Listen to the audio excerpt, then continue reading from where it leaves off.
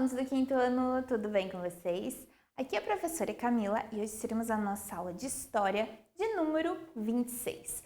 Já foi iniciado o estudo aí sobre a pré-história catarinense e alguns povos que estavam aqui no estado de Santa Catarina, a região sul do Brasil, nesse momento. E é o que a gente vai estudar nessa aula e nas aulas seguintes. Então, hoje a gente vai estudar sobre esse povo em específico, tá? Esse grupo étnico de indígena, que são os Xoclins. Então, os objetivos dessa aula são identificar o povo Xoclin em Santa Catarina, compreender como era a alimentação dos Xoclins, os rituais, a religião e também as formas de trabalho, conhecer ataques ao povo e as suas consequências, e analisar a população Xoclin atualmente e onde essa população ainda vive no nosso estado. Materiais para essa aula: lápis, caneta, borracha e o caderno de história.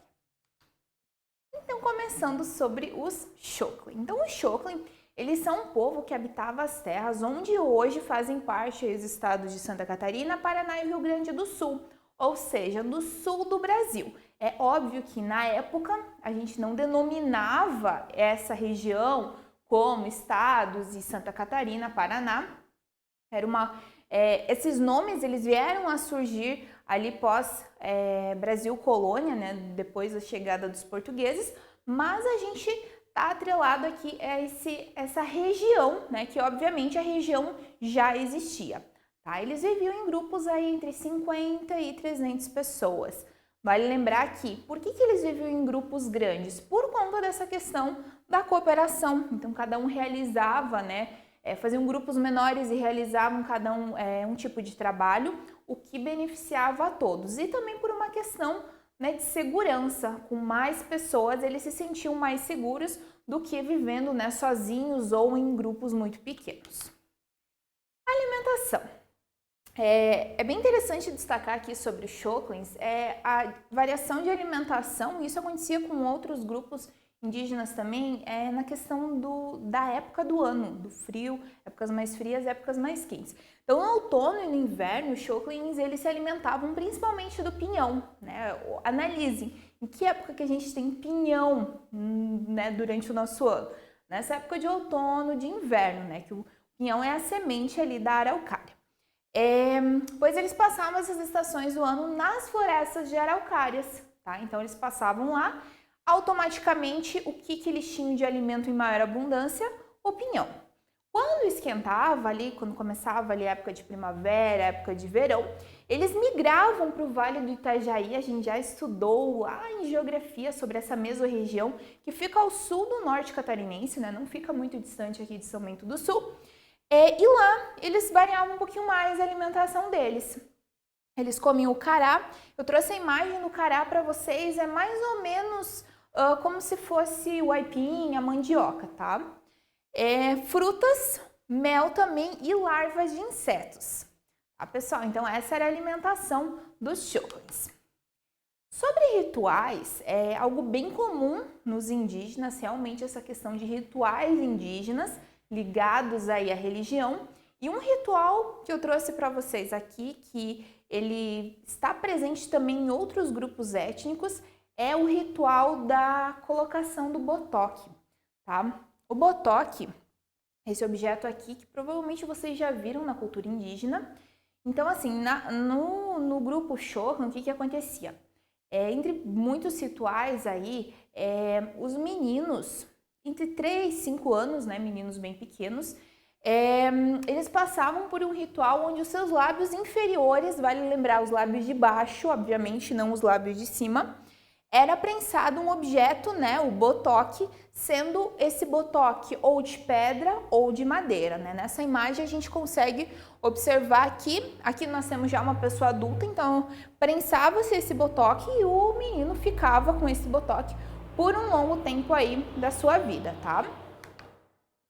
Sobre o trabalho, então os Xoclins, eles fabricavam cestos usando fibras de vegetais. Os homens, eles praticavam aí a questão da caça em grupos de até 8 pessoas, então se reuniam em grupos de mais ou menos 8 pessoas, 8 homens, tá? E iam caçar. os arcos e as flechas eram feitas com pontas de bambu. Eu trouxe aqui a imagem, né, para quem não conhece o bambu. E também ossos bem afiados, né, o que facilitava super aí para estar praticando a caça. Sobre a religião Xóclin, os Xóclins eles acreditavam em espíritos e também em fantasmas. Tá? Isso é bem comum de diversos grupos indígenas, essa crença em espíritos, acreditar que espíritos às vezes tentavam se comunicar com as pessoas através de alguns animais. A gente estudou bem no início do ano lá em História sobre a cultura indígena em geral. A gente vê essa questão de que os indígenas, né, diversos grupos acreditavam que um animal tentando entrar em contato de certa forma, né, principalmente aves, com os seres humanos, eles acreditavam que era um espírito tentando aí conversar com eles de algum modo. Enfim, e eles acreditavam que esses espíritos, eles habitavam em árvores, em montanhas, nas correntezas, ventos e nos animais, tá? Pequenos ou grandes. Para eles, encontrar espírito tinha dois modos de ser visto essa questão.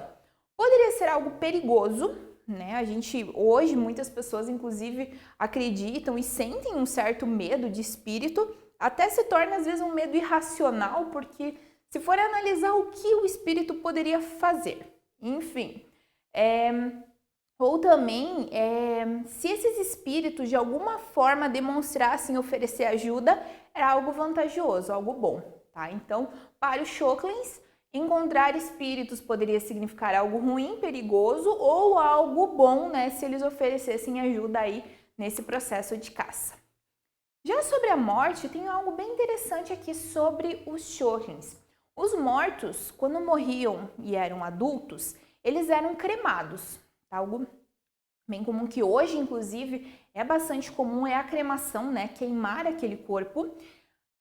Já as crianças, elas eram enterradas. Por quê?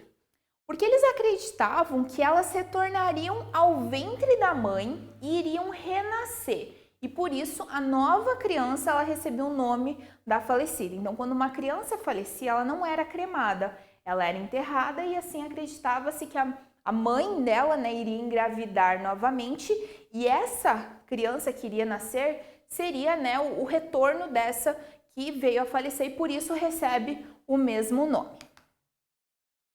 Pessoal, trouxe um mito para vocês aqui. Tá? O mito é uma história, a gente pode considerar aí uma lenda, tá? Um mito bem interessante sobre da cultura Xóclin, tá? Então, os Xóclins, eles possuem um mito que diz o seguinte: havia um dilúvio é uma chuva inacabável, tá? Com uma chuva ininterrupta que fez com que os antepassados migrassem sucessivamente para os cumes das montanhas e para o topo das árvores. Tá? Então, assim, acredita-se, né, a cultura Xóclin, eles acreditam que em algum momento da história houve um dilúvio que não terminava e com isso a humanidade começou a ficar muito assombrada e começou a ir para as montanhas, né? Os cumes das montanhas significa para os picos mais altos das montanhas, justamente para se proteger, por conta, né, dessa questão de poder morrer afogado, por exemplo.